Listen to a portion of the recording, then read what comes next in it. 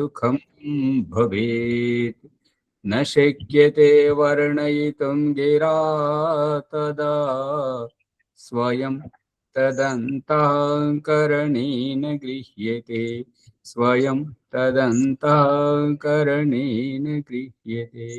ఓం శాంతి శాంతి శాంతి ఓం. సత్యార్థ ప్రకాశము అధ్యాత్మ సత్సంగానికి వచ్చేసినటువంటి వారందరికీ నమస్తే, స్వాగతం, సుస్వాగతం. ఆలస్యంగా వస్తున్నారు, సమయం అంతా ఇక్కడ పోతుంది, ముందు రావట్లేదు, అది గమనించండి. ఇక ఇవాళ ప్రభాకర్ గారు, రాజమణమ్మ గారు ఈశ్వర సాక్షాత్కారం, ఈశ్వర అనుభూతి విషయంలో ఖండిస్తున్నట్టుగా అనిపిస్తుంది. అది ఖండించకూడదు.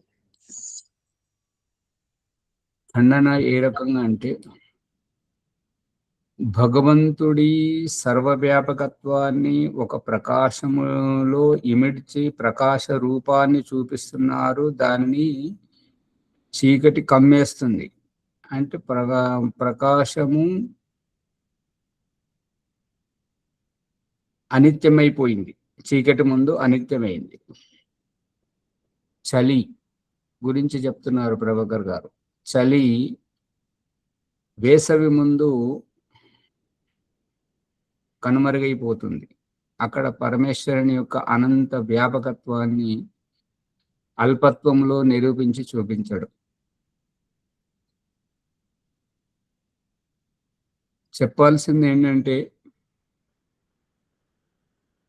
సూర్యునిలో ప్రకాశిస్తున్నటువంటి సూర్యుడిని ప్రకాశింపజేస్తున్నటువంటిది ఆ పరమేశ్వరుడు. ఈ ప్రకాశములో ప్రకాశిస్తున్నటువంటి, అంతేగాని ప్రకాశము కాదు. ప్రకాశానికి ఏదైనా అడ్డొస్తే అది నీడగా చూపిస్తున్నాడు కదా దేవుడు. మళ్ళీ చలి గాని, వాన గాని, ఈ యొక్క పరిమళం, సువాసన గాని, ఏదైనాను వస్తు రూపంలో చూపించడానికి ప్రయత్నిస్తే పరమేశ్వరుని యొక్క అనంతత్వాన్ని మనము ఒక పరిధిలో బంధించినట్లు అవుతుంది. ఆ పరిధికి సీమలు అంటే సరిహద్దులు. ఆ సరిహద్దులు ఒక ఆకృతి రూపాన్ని ఇస్తుంటాయి.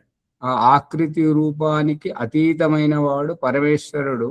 మనం ఆకృతి రూపంలోనే అర్థం చేసుకోవడానికి ప్రయత్నిస్తున్నాము కాబట్టి ఇది అనిత్యము, సరైనటువంటిది కాదు.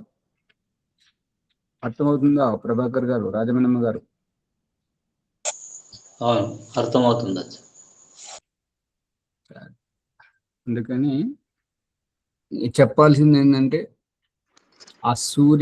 ఈ ప్రకాశానికి మూలము ఆ పరమాత్ముడే.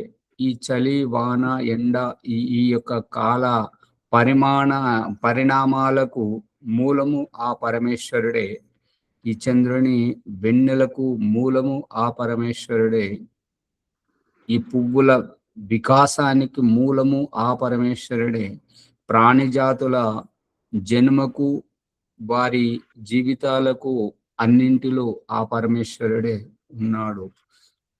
ప్రాణిజాతుల జీవనోపాధి, ఆహార అన్నపానీయాల అంతరంగంలో ఆ పరమేశ్వరుడే ఉన్నాడు. అంతేగాని అన్నము కనబడే రూపము పరమేశ్వరుడు కాదు అని గుర్తించాలి.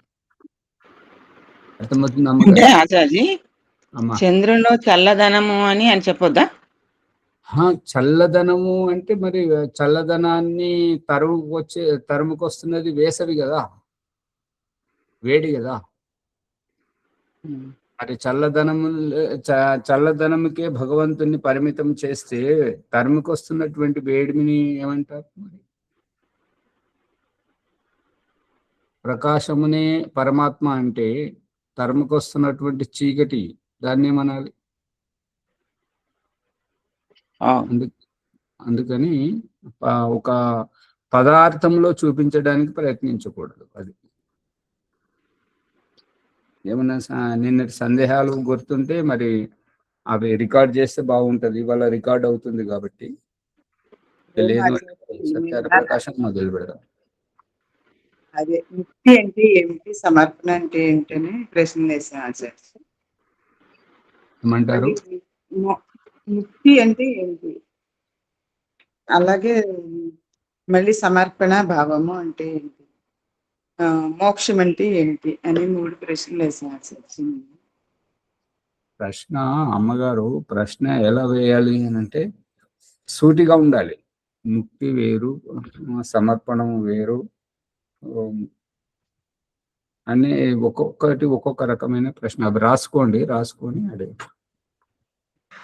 ఓ మాచాజీ గారు, అమ్మగారు ఏమడిగారంటే ముక్తి మోక్షం ఒకటేనా అని అడిగారు ఆచార్య గారు. సరే, ముక్తి అంటే విడుదల. ముక్తి అంటే విడుదల, బహిర్గతమైన అర్థం వస్తుంది. మోక్షం అంటే విడుదలవుతున్న, బహిర్గతమవుతున్న ఆ యొక్క పక్షి, పింజరం నుంచి బయటకు వస్తున్నటువంటి పక్షి, జైలు నుంచి విడుదలవుతున్నటువంటి, విడుదలవ్వడం, బయటకు రావడం, దీనిని మోక్షం. ముక్తి అనేటువంటిది బయటకు వచ్చినటువంటిది, విడుదలైనటువంటిది, ఈ అర్థం వస్తుంటది. ఇంట్లోంచి రావడం, ఇంటి బయట ఉండడం. ఇంటి బయట ఉండడం అనేటువంటిది ముక్తి. ఇంట్లోంచి వస్తుండడం అనేటువంటిది, బస్సు దిగుతుండడం అనేటువంటిది, ఇప్పుడే దిగుతున్నారు అనేటువంటి ప్రక్రియ. బయటకు రావడం అనేటువంటిది మోక్షం పొందుతున్నారు. ముక్తి అనేటువంటిది బయటకు వచ్చినటువంటిది. ఇంతే. ఇదే రెండు అర్థం చేసుకోండి. తర్వాత సమర్పణం అంటే అంకిత భావం. అంకితం. ఆ అంకితము అని అంటే ఏంటంటే ఇక నీవే నీవు, నేను లేను, నీవే నీవు, నేను లేను అనేటువంటి భావం. దయానంద సరస్వతి తన జీవితపు చివరి దృష్టాంతముగా మన ముందు పెట్టినటువంటి రహస్యం ఇదే. హే ప్రభు తునే మేరే సంగ్ ఖూబ్ ఖేల్ ఖేలా, అబుతో మైచలా తూహీ తూరా.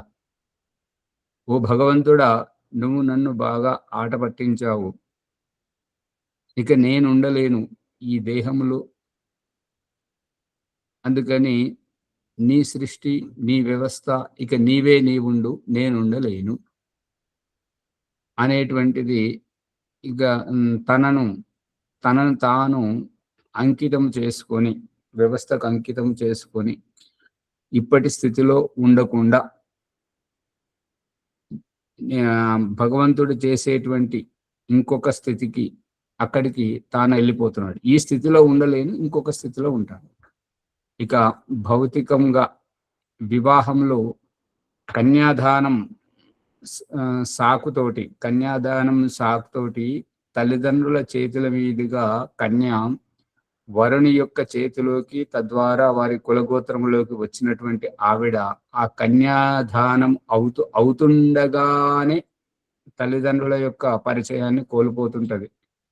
అక్కడ అగ్నిహోత్రంలో ఆహుతి సమర్పిస్తున్నటువంటి ఆ యొక్క ఆహుతి ద్రవ్యం, సమిధ గాని ఆహుతి ద్రవ్యం గాని అగ్ని వరకు చేరే వరకు, అగ్ని సంయోగానికి చేరే వరకే మనదనిపిస్తుంది. కానీ అగ్ని సంయోగానికి చేరిన తర్వాత అగ్నిమయం అవుతుంది, దివ్యం అవుతుంది.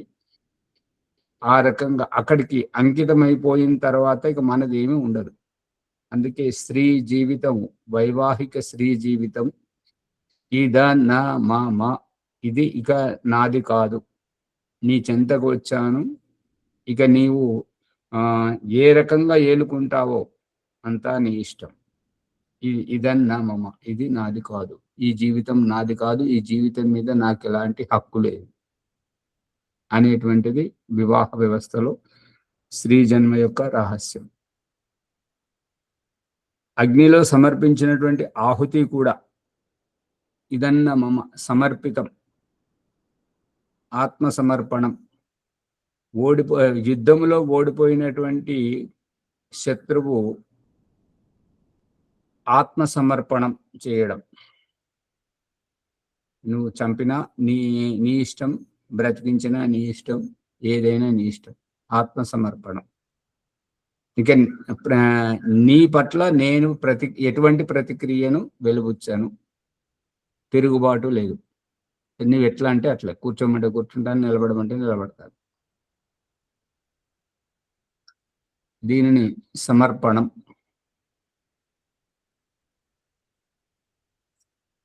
అర్థమవుతుందా మొదలు? అర్థమవుతుంది. ఇంకా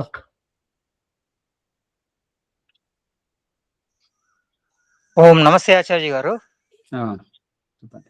పరమాత్ముని యొక్క సాక్షాత్కారము ఒకరి ద్వారా వినడమే, పుస్తకాల ద్వారా, గ్రంథాల ద్వారా చదవడమే కానీ మరి అది అనుభవంలోకి రావడం లేదు, సాక్షాత్కారం కావడం లేదు. మరి దీన్ని ఎలా సాక్షాత్కారం చేసుకోవాలి? ఓం. మంచి ప్రశ్న, లోతైనటువంటిది. మరి అవగాహన చేసుకుంటారో లేదో చూడండి.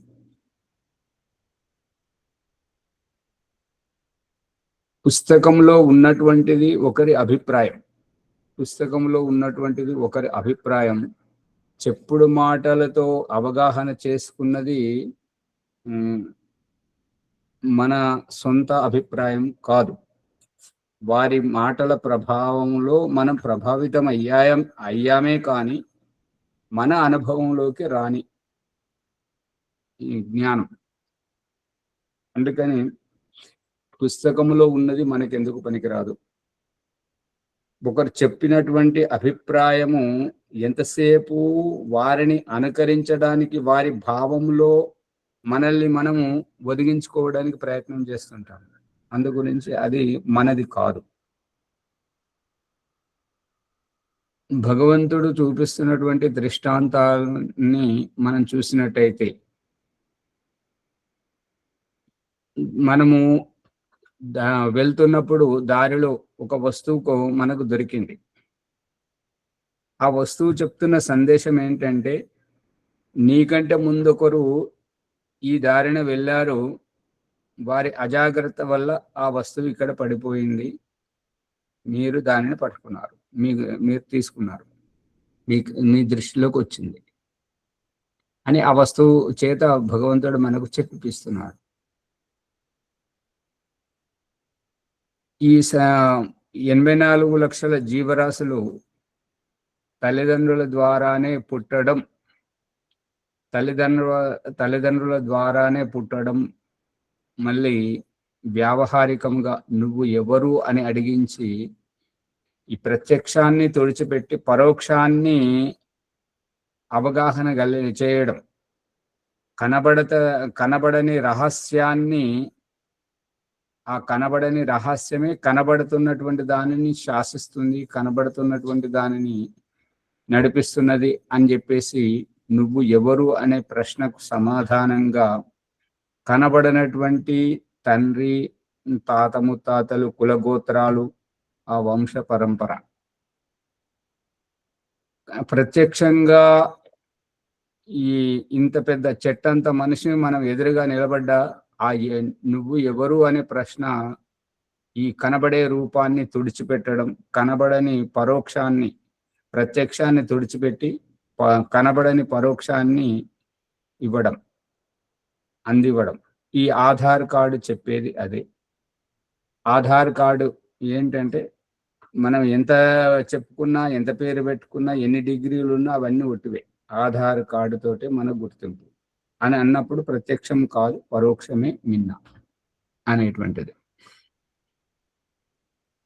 ఈ జడ వస్తువుల సంయోగంలో మన చుట్టూ ఈ జడ వస్తువులను చేర్చి, జడ వస్తువుల మధ్యలోనే మన బ్రతుకుదెరువు అని భగవంతుడు చూపిస్తూ ఏంటంటే, ఆ వస్తువులను వినియోగించుకోవడం, పెన్నును పట్టుకోవడం, చెప్పులను వేసుకోవడం, విడవడం, వస్త్రాలను వేసుకోవడం, విడవడం, ఇటుకను పేర్చి ఇల్లు కట్టుకోవడం. అంటే ఈ వస్తువు ఇక్కడికి ఎలా వచ్చింది అంటే ఎవరో తెస్తేనే వచ్చింది. ఈ పెన్ను ఎలా వచ్చింది ఇక్కడికి? ఎవరో కొనుక్కొస్తే వచ్చింది. ఎవరో ఒకరు తెచ్చారు. ఈ పేపర్ ఎలా వచ్చింది?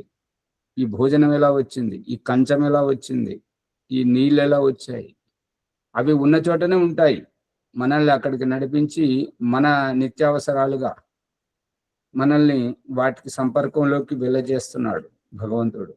అక్కడికి వెళ్ళినప్పుడు అవి అక్కడ విద్యమానమై ఉన్నాయి. ఉన్న వాటిని మనకు అనుకూలంగా మార్చుకొని దాన్ని వినియోగించుకోవడం. దీని ద్వారా ఏంటంటే ఈ చెప్పులు నువ్వు పుట్టేటప్పుడు తల్లి కడుపులోంచి చెప్పులు తెచ్చుకోలేదు, అయినా నువ్వు చెప్పులు వేసుకుంటున్నావు. నువ్వు బట్టలు తెచ్చుకోలేదు, మళ్ళీ బట్టలు వేసుకుంటున్నావు. అంటే ఈ బట్టలు ఇక్కడ మనం తయారు చేసినటువంటివే. ఈ చెప్పులు మనం తయారు చేసినటువంటి ఈ కంచము, ఈ గిలాస చెంబు, యజ్ఞపాత్రలు, ఆసనాలు, ఈ యొక్క కంప్యూటరు, సెల్ ఫోన్, ఇవన్నీ మనం తయారు చేసుకున్నవి.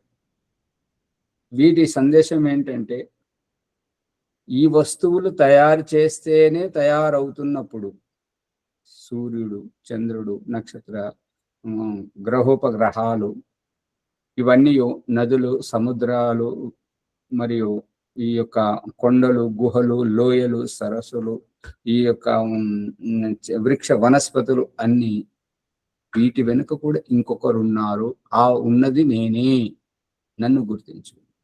ఈ యొక్క ప్రతి వస్తువు నీ దగ్గర ఉన్నటువంటి, నీ చుట్టూ ఉన్నటువంటి ఈ వస్తువుల, జడ వస్తువుల వెనక ఎవరో కర్తను నువ్వు గుర్తించినట్టుగానే, నువ్వు తినే అన్నం పండించేటువంటి రైతును నువ్వు గుర్తించినట్టుగానే, ఈ యొక్క నువ్వు వెలిగించుకునే బల్బు వెనక నువ్వు ఆయన ఎవరు కనిపెట్టిన, ఆయన ఐన్స్టీన్ ఎవరో కనిపెట్టారు. ఆయన బల్బే కనిపెట్టాడు, విద్యుత్తును ఆయన కనిపెట్టలేదు. విద్యుత్తు నా సృష్టి, నేను సూర్యుని ప్రకాశింపజేస్తున్నాను అని ప్రతి ఒక్కటి దాని వెనక నీ చుట్టూ ఉన్న వస్తువుల వెనుక ఒక కర్త ఎట్లయితే ఉన్నాడో అదే రూపకంగా సూర్యుడు, చంద్రుడు, భూమి, పృథివీ, ఈ ఆకాశం, అంతరిక్షం, గ్రహోపగ్రహాలు, ఈ యొక్క 84 లక్షల జీవరాశులకు ఈ రకమైనటువంటి వివిధ జన్మలు, వీటన్నింటి వెనుక నేనున్నాను, నన్ను తెలుసుకో అని భగవంతుడు చెప్తున్నాడు. ఇది గుర్తించడమే, ఈ రకంగా గుర్తించడమే ఈశ్వర సాక్షాత్కారం. ప్రతి క్రియలో, ప్రతి వస్తువు కనబడే రూపం కాదు, కనబడేదంతా ప్రళయంలో నాశనం అవుతుంది. అందుకే మనం చేసిన వంట, మనము నేసిన వస్త్రం, మనం కట్టుకున్న ఇల్లు మన ముందే నాశనం గావింపజేస్తున్నాడు భగవంతుడు. మనం తెచ్చుకున్న చెప్పులు, మనం తెచ్చుకున్న పెన్ను, మనం కొనుక్కున్న ఫోను, ప్రతిదీ మన ముందే నాశనం చేస్తున్నాడు. ఇదిగో కనబడే రూపం. మనకు కూడా ఒక శుక్రకణముగా తల్లి గర్భంలోకి రప్పింపజేసి, పిండంగా ఎదిగించి, శిశువుగా పుట్టించి, ఆయువునంత వరకు బ్రతికించి, ఆయువు అయిపోయిన నాడు ఈ దేహాన్ని విడిచిపెట్టి వెళ్ళిపోతున్నటువంటి ఈ దేహంలో మార్పులు, పిండ దశ నుంచి శైశవ దశ, శైశవ దశ నుంచి బాల్య దశ, బాల్య దశ నుంచి యవ్వన దశ, యవ్వన దశ నుంచి ప్రౌఢ దశ, ప్రౌఢ దశ నుంచి వృద్ధాప్య దశ, వృద్ధాప్య దశ నుంచి జరాజీర్ణ అవస్థ, ఇంకా ఈ జీవితంలో క్షత విక్షతముతోటి పళ్ళూడిపోవడం, కాళ్ళు చేతులు విరిగిపోవడం, కన్ను పోవడం, దృష్టి పోవడం, వినికిడి లోపం, వీటన్నింటి వెనుక చూపిస్తున్నాడు. ఈ కనబడే రూపం శాశ్వతం కాదు. కనబడే రూపం ఇదంతా నీకు కేవలం కనువిప్పు కల్పించడానికే. దీని వెనుక ఉన్నటువంటిది చేతన జీవాత్మతత్వం నీవు, నీ వెనుక ఉన్నటువంటి పరమాత్మతత్వాన్ని నేను. నిన్ను నన్ను ఈ వారధిగా కలిపేటువంటి తత్వం ప్రకృతి. ప్రకృతి వల్లనే నీకు దేహం. ఈ దేహం, ఈ కనిపిస్తున్నటువంటి రూపం అంతా ప్రకృతి తత్వమే. అందుకని ఈ ఆత్మ, పరమాత్మ, ప్రకృతి, ఈ త్రివిధం త్రైత సిద్ధాంతం, వేద సిద్ధాంతం, త్రైత సిద్ధాంతం, ఈ మూడింటి మీదనే వేదము, వైదిక సిద్ధాంతం ఉంది. అందుకని ఈ యొక్క ఆ, ఉమ్, సూర్యుని వెలిగిస్తున్నటువంటిది, చంద్రుడిని వెలిగిస్తున్నటువంటిది, భూమిని పండిస్తున్నటువంటిది, భూమిని తిప్పుతున్నటువంటిది, చంద్రుడిని తిప్పుతున్నటువంటిది, సూర్యుడిని తిప్పుతున్నటువంటిది, అన్ని నా వల్లనే జరుగుతున్నాయి. వీటన్నింటి వెనక నేనే ఉన్నాను. ఒక రవాణా శాఖ మా మంత్రి రోడ్డు మీద బస్సులు ఎట్లయితే నడుపుతున్నాడో అదే రకంగా ఈ యొక్క గ్రహోపగ్రహాలన్నింటి సాధాధార పృథివీంద్యాముతే మాం ఏన ద్యౌః ఉగ్రా పృథివీ చ దృఢముగా అన్ని నా వల్లనే జరుగుతున్నాయి అని చెప్పేసి పరమేశ్వరుడు తనను గుర్తింపజేస్తున్నాడు. గుర్తించిన వారికే అది పట్టుబడుతుంది, గుర్తించని వారికి కేవలం అవి ఒక గ్రహోపగ్రహాలుగానే కనిపిస్తాయి. అర్థమవుతుందా లక్ష్మణ్ గారు? ఓం ధన్యవాదాలు ఆచార్య మహోదయ. ఈ నీళ్ళ వెనుక, ఈ అన్నము వెనుక, ప్రతి దాని వెనుక మనం ఎట్లయితే మనల్ని కర్తలుగా చూపిస్తున్నాడు దేవుడు, మనల్ని కర్తలుగా చూపించి ఈ యొక్క అండపిండ బ్రహ్మాండాల వెనుక నీవెట్లయితే నీ చుట్టూ ఉన్నటువంటి వస్తువుల వెనుక నీలాంటి వారు నీవు ఎట్లయితే కర్తలుగా ఉన్నారో ఈ అండపిండ బ్రహ్మాండాలన్నింటి వెనుక నేనున్నాను. యథాపిండే తథా బ్రహ్మాండే. ఇది దీని సందేశం. ఓం నమస్తే ఆచార్యజీ. నమస్తే. ఈ మోక్షకాలం అంత సమానమేనా? కొంచెం హెచ్చు తగ్గులు ఉంటాయా? అర్థం కాదు, మళ్ళీ చెప్పండి. మోక్ష కాలం అంటే జీవులు మోక్షము సమస్త జీవులకు సమానమేనా? లేకుంటే వారి గుణకర్మ స్వభావాలు ఎవరు ఎక్కువ తీసుకుంటే మార్కులు ఎక్కువ పడటం, తక్కువ మార్కులు పడటం, అట్లా కాలం ఎక్కువ తక్కువ ఉంటుందా? ఎక్కువ తక్కువ ఏముండదు, అందరికీ ఒకటే. జీవుడు బంధనంలోకి రావడం, బంధనం నుంచి ముక్తి పొందడం, బంధనంలోకి వారికి కర్మఫలం ఇచ్చేటువంటి భగవంతుడు, ఆ కర్మఫలం నుంచి విముక్తి కల్పించేటువంటి భగవంతుడు ఒక్కడే. బంధనంలోకి వచ్చే జీవుడు ఒక్కడే, ఆ బంధనం నుంచి ముక్తిని పొందేటువంటి జీవుడు ఒక్కడే. జీవుడు సంఖ్యలో అసంఖ్యాకంగా ఉంటాడు, అపరిమితమైనటువంటి పరిమితం కాదు జీవుడి యొక్క సంఖ్య. కాబట్టి ఎవరికైనాను అందరికీ ఒకటే నియమము అనేది అభిప్రాయం. ఇప్పుడు దీనిని అర్థం చేసుకోవాలంటే తిరిగి వచ్చేటువంటి దానిని గుర్తిస్తే ఇదంతా అర్థమైపోతుంది. తిరిగి రావడం ఏంటి? సంధ్య చేసుకోవడానికి వెళ్ళి లేచి రావడం, యజ్ఞం చేసుకోవడానికి వెళ్ళి లేచి రావడం, అన్నం తినడానికి వెళ్ళి లేచి రావడం, విసర్జనకు వెళ్ళి లేచి రావడం, ఊరికి వెళ్ళి తిరిగి రావడం, బయటకు వెళ్ళి తిరిగి రావడం. ఈ తిరిగి రావడం ఏంటి? దీంతో హిప్నోటిజం జరుగుతుంది, ఇక్కడ వశీకరణ జరుగుతుంది. వశీకరణ దేనికి వశీకరణ అని అంటే శాంతిగా ఉండడం, తృప్తిగా ఉండడం.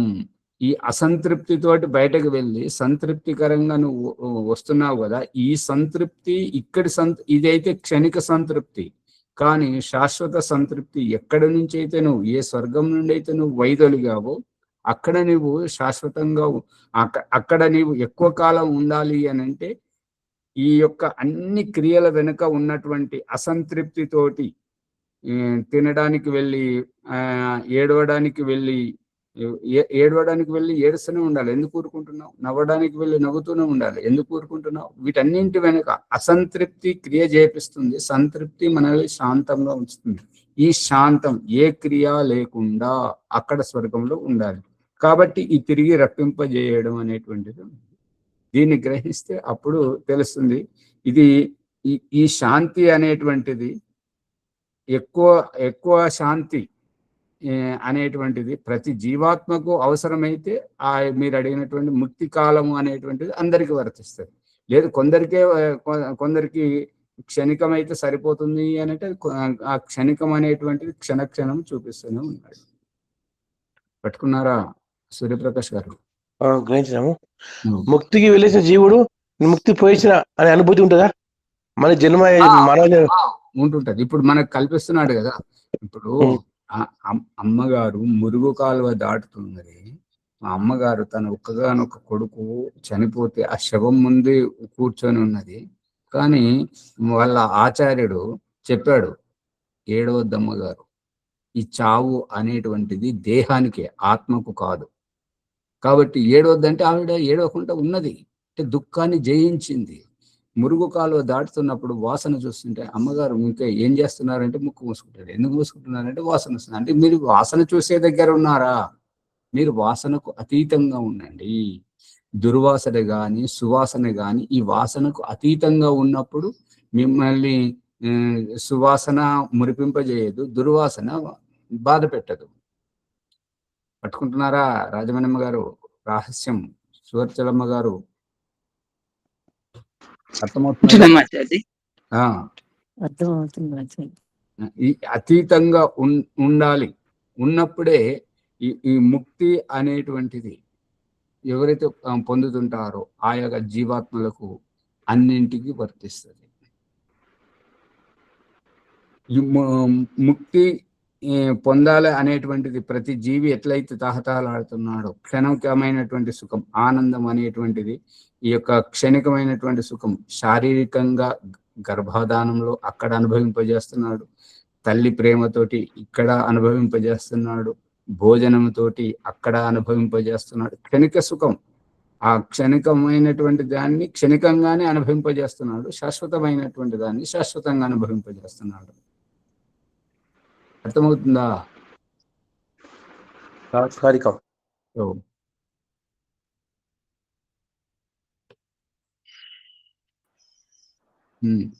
మాచాజీ గారు, నిన్న జిల్లా మల్లేశం గారు అడిగారు, అన్నం నేను తింటున్నాను, మరి అన్నం ద్వారా నన్ను నేను ఎలా తెలుసుకుంటున్నాను వారు అడిగారు. ఓం. అన్నం తింటున్నాను అన్నప్పుడు తినడానికి ప్రయత్నం చేస్తున్నటువంటిది, తినడానికి ప్రయత్నం చేస్తున్న ఆకలేస్తుంది అని చెప్పేసి వారు ఈ ప్రశ్న ఇలా కాదు, వారు వేరే ప్రశ్న అడిగినట్టున్నారు. సరే, అన్నం తినడానికి కూర్చున్నప్పుడు ఆకలేస్తుందని తింటున్నాడు. కొద్దిగా తినగానే నాది నిండింది. తినే వ్యక్తి ఏమో నేను తింటున్నానని కూర్చున్నాడు, మరి కొద్దిగా తిన్న తర్వాత నాది నిండింది అంటున్నాడు. ఇప్పుడు నేను వేరు నాది వేరు, నేను వేరు నాది వేరు. ఇప్పుడు నేను నుంచి నాది అనే స్థితికి ఎప్పుడు వచ్చారు అంటే ఈ ఆయుర్వేదం ప్రకారం, ఆయుర్వేదంలో భోజనం ఎలా చేయాలి అని చెప్తే దాని విషయంలో చెప్తుంది ఏంటంటే, ఇంకొకరు మనం భోజనం చేసిన తర్వాత ఇంకొకరు ఎవరైనా మళ్ళీ భోజనానికి పిలిస్తే మళ్ళీ వెళ్ళి తినేటువంటి స్థితిలో, అంటే ఒక ముద్ద తక్కువగానే తినాలి, కానీ మనకు దొరికిందే కదా అని చెప్పేసి బాగా కంఠం వరకు నిండే వరకు బాగా తింటూ ఉండడం అనేటువంటిది అక్కడ. ఎప్పుడైతే ఎవరికైతే భోజనం తిన్న తర్వాత సుస్తుగా మజ్జుగా అనిపిస్తుందో వాళ్ళు శృతి మించి తింటున్నారు అనేది అభిప్రాయం. ఇక అంతకెక్కువ తిన్నటువంటి వారికి ఈ పొట్టలు వస్తున్నాయి కదా, ఈ పొట్టలతోటి ఈ రకంగా లావ్ అయిపోవడం అనేటువంటిది, ఇదే అనారోగ్యానికి కారణం. మన భోజన సమయానికి ఆకలి వేయాలి, ఆకలి వేయకపోవడమే రోగం. వేరే వాళ్ళు తింటున్నారు, వండినది ఉన్నది కాబట్టి తినడం ముఖ్యం కాదు, మనకు ఆకలేస్తుందా లేదా. మళ్ళీ దయానంద సరస్వతి ఈ సంస్కార విధి పరిశోధన చేస్తున్నప్పుడు ఏమని చెప్తున్నాడు అంటే, అప్పుడు ఎప్పుడు భోజనం చేస్తారో అప్పుడే వండుకొని తినాలి, వేడిగా తినాలి, చల్లబడింది తినకూడదు. అదే రహస్యం. మన శారీరక ఉష్ణోగ్రత ఎంత వేడిగా ఉంటుందో అంత వేడిగానైతే తినాలి. మరీ వేడిగా తినకూడదు. మరీ వేడిగా తింటే ఏమవుతాయంటే ధాతువు పలచనై శరీరం బలహీనపడుతుంటది, సంతానం గారు. అందు గురించి మరీ వేడిగా తినకూడదు. దారోష్ణంగా గోరువెచ్చగా మన శరీరం యొక్క ఉష్ణోగ్రత అంత వేడిగా ఉన్నప్పుడు తినాలి. అందుకే భగవంతుడు మా అమ్మ నాన్న ఆ, మమ్మల్ని పదే పదే అని, "రే, నువ్వు ప్రతిదానికి తొందరపడతావు ఎందుకురా? ఉడికేదా కాగా ఉమ్మగిలేదా కాగవా?" ఉమ్మగిలడం భగవంతుడు పెట్టాడు అన్నట్టుగా. ఉమ్మగిలితే పువ్వులాగా విప్పుకుంటూ ఉంటాయి. ఆ ఉడికేటప్పుడు దాని పలుకు మీదనే ఉంటుంటది. ఆ పలుకు మీద తింటే కడుపు నొస్తది. ఉమ్మగిలిన తర్వాత తింటే తృప్తిగా ఉంటుంది. ఇది రహస్యం. ఓం గురుదేవా. ఓం. ఇప్పుడు తినేవాడు ఆత్మ, జీవాత్మ. ఈ జడ పదార్థం తిన్నప్పుడు ఆ సూక్ష్మాతి సూక్ష్మం ఉన్న ఆ యొక్క జీవాత్మ ఎలా తృప్తి పొందుతుందని ఇక్కడ సంశయం. లక్ష్మణ్ గారు ప్రశ్న ఇది. ఇదేంటంటే పదార్థ సంయోగంతో తృప్తి పడడం. ఇప్పుడు వాహనము నడుస్తుండగా పెట్రోల్ అయిపోతే వారు మంచిగానే తిని ఉన్నారు, వారికి ఏం లోటు లేదు. అయినా వాహనంలో పెట్రోల్ అయిపోతే తాను బాధపడతాడు.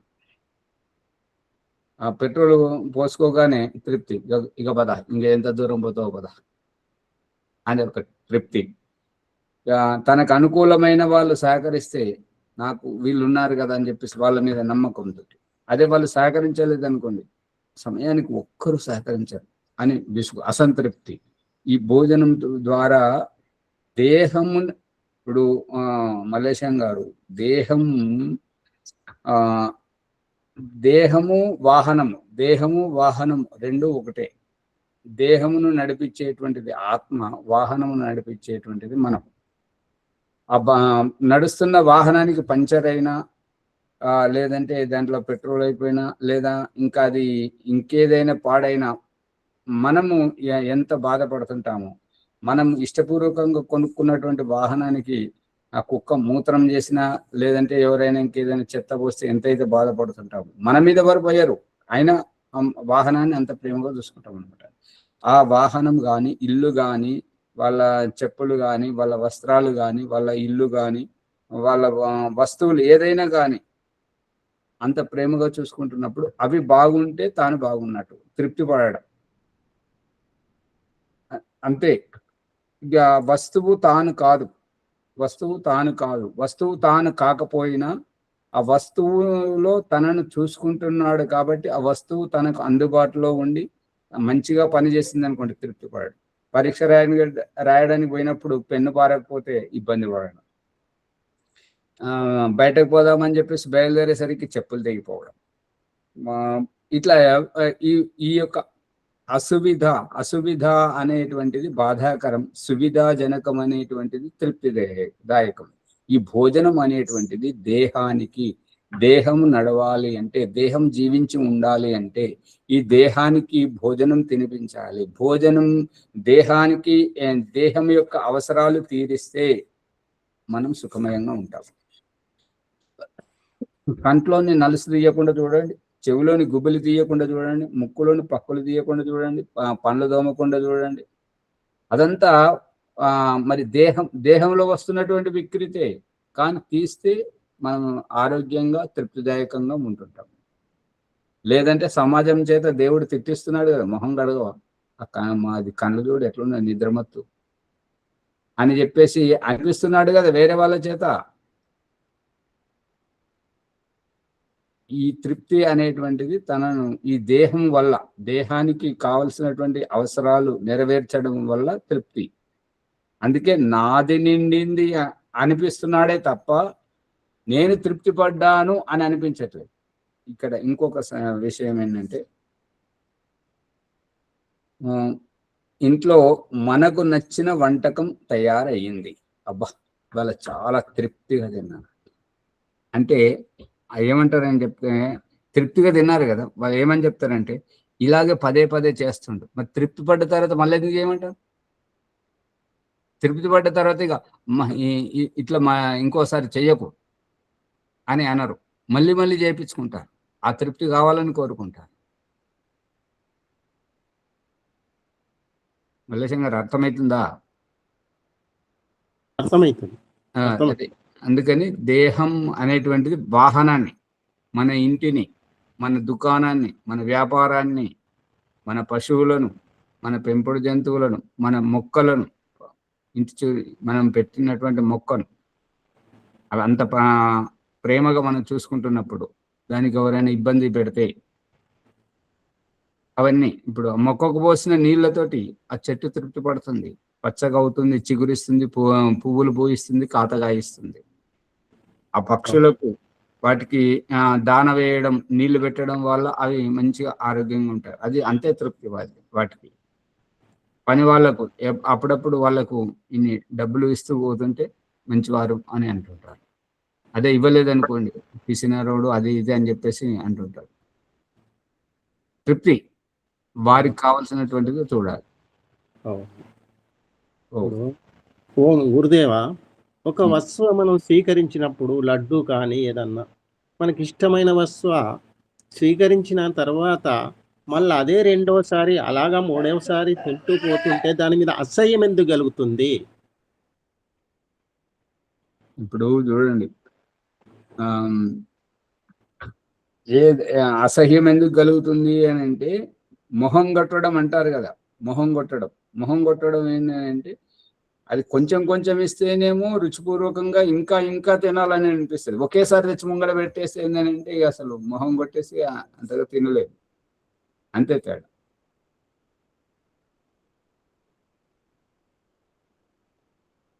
మిట్ట మిట్ట చూస్తే పాపం కలుగుతుంది. తప్పు ఉంటే చెప్పండి, నాకు అర్థమైంది చెప్తున్నాను. మరి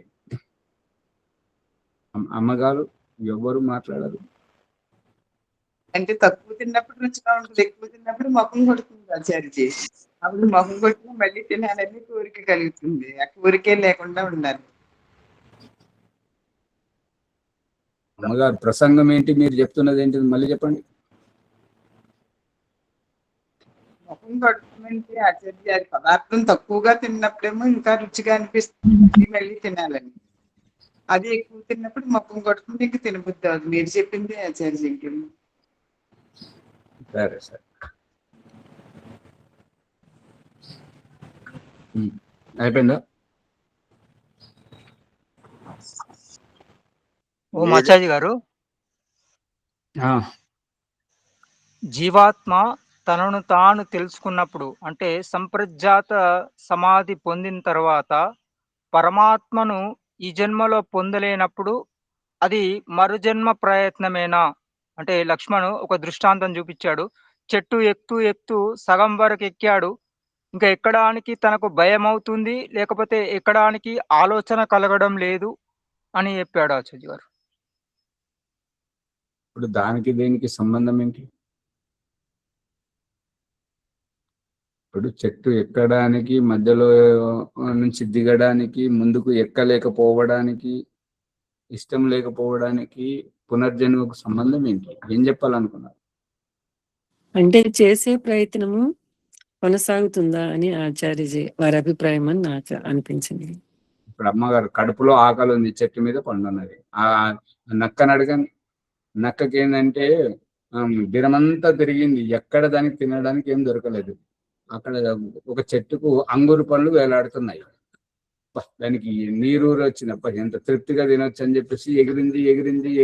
ఆ ఎగరడంలో కొద్దిగా తగ్గుతుంది, అందుకోలేకపోతుంది. ఇక మనసు చంపుకొని ఏమని అంటే అంగుళ్ళని పుల్లగుని అవి తినకూడదు. కథ గుర్తుందా, మర్చిపోయారు అమ్మగారు? అవును ఆచార్య, అంటే అందలేదు కాబట్టి దాని గురించి ఎందుకని తృప్తి పడటం.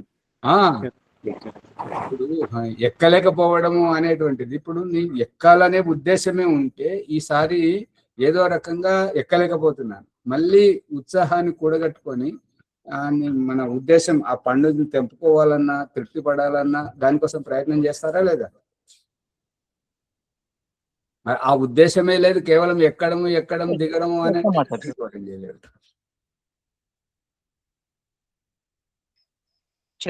ప్రయత్నం చేస్తాం ఆచార్య గారు. లక్ష్మణ్ గారు అర్థమవుతుందా? చేయడం అనేటువంటిదే పునర్జన్మ. చేయడం అనేటువంటిదే పునర్జన్మ. ఇంకొకసారి ఇంకొంచెంగా ఇంకొంత తృప్తిగా ఓం ధన్యవాదాలు ఆచార్య మహోదయ. సమయం అయిపోయింది ఒకటి. కొద్దిగా తొందరగా రండి, తొందరగా వస్తే ఉంటుంది. 10 నిమిషాలు దాటకూడదు, చాలా ఆలస్యం వస్తుంది. ఓం సర్వేభ్యో నమస్తే. ఈనాటి సత్సంగం ద్వారా మన యొక్క ప్రశ్నలకు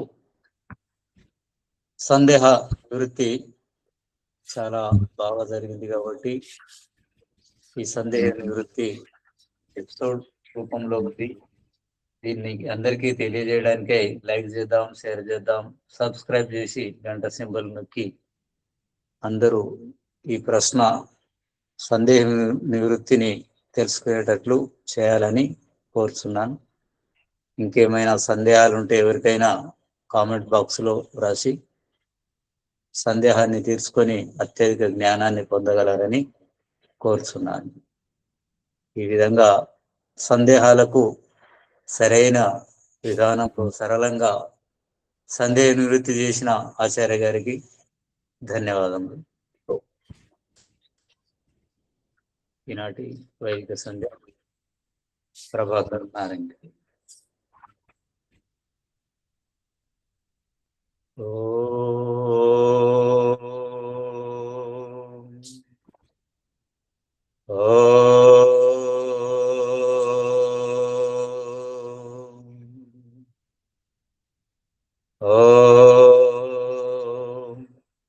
ఓం అమృతోపస్తరణమసి స్వాహ. ఓం అమృతాపిధానమసి స్వాహ. ఓం సత్యం యశః శ్రీర్మైశ్రీః శ్రేయతాం స్వాహా. ఓం శన్నో దేవీరభీష్టయ ఆపో భవంతు పీతయే శంయోరభిశ్రవంతు నః. ఇంద్రియ స్పర్శ మంత్ర. ఓం వాక్ వాక్. ఓం ప్రాణః ప్రాణః. ఓం చక్షుః చక్షుః. ఓం శ్రోత్రం శ్రోత్రం. ఓం నాభిః. ఓం హృదయం. ఓం కంఠః. ఓం శిరః. ఓం బాహుభ్యామిషో బలం. ఓం కరతలాకరపృష్ఠే. మార్జన మంత్ర. ఓం భూ పునాతు శిరసి. ఓం భువః పునాతు నేత్రయోః. ఓం స్వః పునాతు కంఠే. ఓం మః పునాతు హృదయే. ఓం జన పునాతు నాభ్యాం. ఓం తపః పునాతు పాదయోః. ఓం సత్యం పునాతు పునఃశిరసి. ఓం కం బ్రహ్మ పునాతు సర్వత్ర. ప్రాణాయామ మంత్ర. ఓం భూ. ఓం భువః. ఓం స్వః. ఓం మః. ఓం జన. ఓం తప. ఓం సత్యం. అగమర్శన మంత్ర. ఓం ఋతం చ సత్యం చాభిద్దా తపసోద్ధిజాయతాం. తతో రాత్ర్యజాయతా తతో సముద్రోదర్నవా. సముద్రాదర్నవాదీ సంవత్సరో జాయతాం. అహోరాత్రాణి విదదద్విశ్వస్య విశతోవసి. సూర్యాదాతాయతా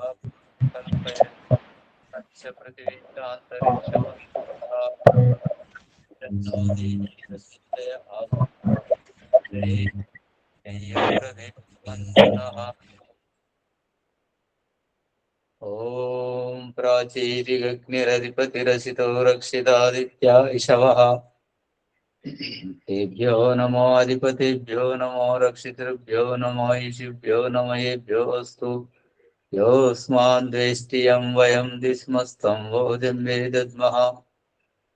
దక్షిణాదీంద్రోధిపతి స్థిరచ్చిరాజీ రక్షితా పితర ఇషవః. తేభ్యో నమో అధిపతిభ్యో నమో రక్షితృభ్యో నమో ఈశిభ్యో నమయేభ్యో అస్తు. యోస్మాన్ ద్వేష్టియం వయం దిస్మస్తం వోజం వేదద్మః. గతే చేదిక్ వర్ణోధిపతిః పృథాకో రక్షితాన్నమిషవః. తేభ్యో నమో అధిపతిభ్యో నమో రక్షితృభ్యో నమో ఈశిభ్యో నమయేభ్యో అస్తు. యోస్మాన్ ద్వేష్టియం వయం దిస్మస్తం వోజం వేదద్మః. ఉదీచేదిక్ సోమోధిపతిః ప్రజో రక్షితా శనిరిషవః. తేభ్యో నమో అధిపతిభ్యో నమో రక్షితృభ్యో నమో ఈశిభ్యో నమయేభ్యో అస్తు. యోస్మాన్ ద్వేష్టియం వయం దిస్మస్తం వోజం వేదద్మః. ध्रुवादिग्विष्णुरधिपतिः कल्माशग्रीवो रक्षिताभिहृदैषवः तेभ्यो नमो अधिपतेभ्यो नमो रक्षितृभ्यो नमो ईशुभ्यो नमो येभ्योऽस्तु योऽस्माद्वेष्ट्रियं वयं दिस्मस्तं भोजं वेदद्मः ऊर्ध्वादिबृहस्पतिरधिपतिः शत्रो रक्षिता वर्षमिषवः तेभ्यो नमो अधिपतेभ्यो नमो रक्षितृभ्यो नमो ईशुभ्यो नमो येभ्योऽस्तु योऽस्माद्वेष्ट्रियं वयं विस्मस्तं भोजं वेदद्मः. ఉపస్థాన ప్రకరణం. పరమాత్మ ఉపస్థానం అంటే నాకు అత్యంత సమీపంలో పరమాత్మ ఉన్నాడని అర్థం. జాత వేదసే సునవామ సోమమరాతీయతో నిదహాతి వేదః తనః పర్షదతి దుర్గాని విశ్వానావేవ సింధుం దురితాత్యగ్నిః. ఇది ఋగ్వేదంలోని మంత్రం, 1వ అధ్యాయం 99వ సూక్తం 1వ మంత్రం. భావం: ఉత్పన్నమైన మానవులందరి చేత ఎరగబడు ఓ పరమేశ్వర, మా సర్వస్వం సమర్పిస్తున్నాము. లోభంతో ఎవరైని త్యాగం చేయజాలని ధనమును నిశ్చితంగా నశింపజేయుడు అని ఎరుగుదు. ఓ అగ్నిస్వరూప, ఎలాగైతే భయంకర అలల మధ్య ఒక కుశల నావికుడు ఆవలీలగా గమ్యం చేర్చున్నట్లే నీవు మా దుఃఖ దౌర్మనస్యాలను పరిష్కరించి తరింపజేస్తున్నావు స్వామి. చిత్రం దేవానాముదగాదనీకం చక్షురుమిత్రస్య వర్ణస్యాగ్నేః ఆప్రాధ్యావా పృథివీ అంతరిక్షం సూర్య ఆత్మా జగతస్తస్తు సచ్చా. యజుర్వేద మంత్రం 7వ అధ్యాయం 42వ మంత్రం. భావం: ఓ వరణీయ ప్రకాశక అగ్నిస్వరూప ఈశ్వర, ఇంద్రియోత్కర్షంతో కనులకు విందుగా చిత్ర విచిత్రమైన సకలాండ పిండ బ్రహ్మాండం యొక్క ద్యుస్థానము, భూమి మరియు అంతరిక్షానికి సూర్యుడు ఆత్మ మాదిరిగా జగత్తు అంతటిని స్థిరంగా ఉంచుతున్నాడు కాబట్టి సుస్థిరమై ఉన్నది. ఉదిత్యం జాత వేద సందేవం వహంతి కేతవః దృశే విశ్వాయ సూర్యం. ఈ మంత్రం యజుర్వేదంలోనిది, 33వ అధ్యాయం 31వ మంత్రం. భావం: ఉదయించబోయేటి ఉత్పన్నమైన వారందరి చేత ఎరగబడుతున్న దివ్య స్వరూపిణి కిరణములు తీసుకొని పోతున్నాయి. ఆ విశ్వ బ్రహ్మాండీయ సూర్యుని దృశ్యాన్ని చూస్తున్నాను. ఉద్వయం తమసస్పరిశ్వః పశ్యంత ఉత్తరం దేవం దేవత్రా సూర్యమగన్మజ్యోతిరుత్తమం.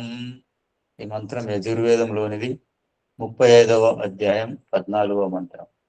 భావం: మనమంతా మన అజ్ఞాన అవిద్య మూర్ఖత్వాన్ని ఏవగించి అన్ని విధాల పైకి లేచి తమ ఆత్మికోన్నతి వైపుకు చూసుకోవాలి. మన మొట్టమొదటి ఆధ్యాత్మిక ప్రేరణాదాయకుల నుండి నేటి వరకు అందరము ఆ ఉత్తమ జ్యోతి స్వరూప సూర్యదేవుని వద్దకే చేరుకుంటున్నాము. తర్వాత ప్రాయశ్చిత మంత్ర ప్రకరణం. ఇక ఈ దినమంతా వ్యావహారికంగా సమయస్ఫూర్తితో ఎంత చేసినా ఎక్కడో తప్పిదం జరిగింది. అందుకే చేరుకోవాల్సిన చోటుకి చేరుకోలేకపోయాము. కాబట్టి సంధ్యోపాసన ముగించుకొని తిరిగి రావడం గమనార్హం. అందుకే ఈ ప్రాయశ్చిత మంత్ర ప్రకరణం. ప్రాయశ్చిత మంత్రం: తచ్చక్షుర్దేవహితం పురస్తాత్ శుక్రముచ్చరత్ పశ్యేమా శరదశతం జీవేమా శరదశతం శృణయామా శరదశతం ప్రభ్రవామా శరదశతం అధీనాస్యామ శరదశతం భూయచ్చ శరదశతాత్. ఈ మంత్రం యజుర్వేదంలోను 36వ అధ్యాయం 24వ మంత్రం. ప్రాయశ్చిత మంత్ర ప్రకరణ భావం: ఇక తప్పు చేయను, ఇంకొక అవకాశం ఇవ్వమని ప్రాధేయపడి ప్రార్థించడం. అతడు చక్షు మాదిరిగా జీవాత్మకు హితం చేయుటకు మున్ముందు సంచరిస్తున్నాడు. అందుకే 100 శరదృతులైనా చూడగలగాలి. 100 శరదృతులైనా జీవించగలగాలి. 100 శరదృతువులైనా వినగలగాలి. 100 శరదృతువులైనా మాట్లాడగలగాలి. 100 శరదృతువులు పూర్ణ స్వేచ్ఛా స్వాతంత్రంతో ఉండగలము. 100 శరదృతువుల కంటే కూడా ఎక్కువగా జీవించగలగాలి. ఈ విధంగా భగవంతుని అస్తిత్వమును అవగాహన గావించుకోవటం మన ఆధ్యాత్మిక నిష్కర్షమే నిర్మల శాంత స్వభావం. ఓం శన్నో దేవీరవిష్టయ ఆపో భవంతు పీతయే శంయోరభిశ్రవంతు నః. ఈ మంత్రం యజుర్వేదం 36వ అధ్యాయం 12వ మంత్రం. గాయత్రి మహామంత్రం. ఓం భూర్భువః స్వః తత్సవితుర్వరేణ్యం భర్గో దేవస్య ధీమహి ధియో యో న ప్రచోదయాత్. సమర్పణ.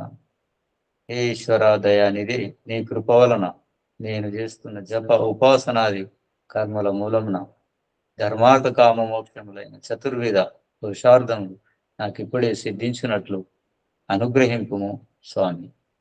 అత నమస్కార మంత్ర. ఓం నమః శంభవాయ చ మయో భవాయ చ నమః శంకరాయ చ మయస్కరాయ చ నమః శివాయ చ శివతరాయ చ. ఓం శన్నో దేవీరభీష్టయ ఆపో భవంతు పీతయే శంయోరభిశ్రవంతు నః. ఇది వైదిక సంధ్యా బ్రహ్మ సాక్షాత్కారం. ఓం సర్వేభ్యో నమస్తే. ఆచార్యజీ నమస్తే. శాంతి పాఠం చెప్పండి. శాంతి పాఠం. ఓం ద్యౌ శాంతి అంతరిక్షం శాంతి పృథివీ శాంతి ఆపశాంతి ఓషధయ శాంతి వనస్పతే శాంతి విశ్వే దేవా శాంతి బ్రహ్మ శాంతి సర్వం శాంతి శాంతిరేవా శాంతి సమా శాంతిరేధి. ఓం శాంతి శాంతి శాంతి. ఓం సర్వేభ్యో నమస్తే. ప్రభాకర్ గారు ఋగ్వేదంలో జాతవేదస్య మంత్రం 1వ అధ్యాయం కాదు, 1వ మండలం. ఋగ్వేదంలో మండలాలు ఉంటాయి, అథర్వవేదంలో కాండాలు ఉంటాయి, యజుర్వేదంలో అధ్యాయాలు ఉంటాయి. సరే. ఓం నమస్తే ఆచార్య. నమస్తే ఆచార్య. నమస్తే. నమస్తే ఆచార్య. ఓం నమస్తే ఆచార్య. సర్వేభ్యో నమః. ఓం నమస్తే ఆచార్య.